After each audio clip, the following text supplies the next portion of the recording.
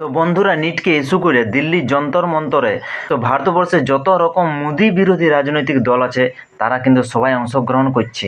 তার মধ্যে অন্যতম হচ্ছে কংগ্রেস। তার কারণ কংগ্রেস জানে যে 50 বছরে গণতান্ত্রিকভাবে মোদিকে হারানো সম্ভব নয়।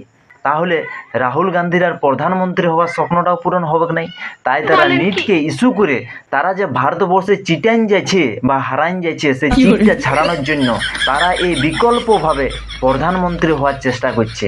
আর এই বিকল্পভাবেও যদি প্রধানমন্ত্রী হয়ে যায় তবু বিজেপির ফায়দা আছে, কারণ বিজেপির একটা স্বপ্ন আছে কংগ্রেস মুক্ত ভারত।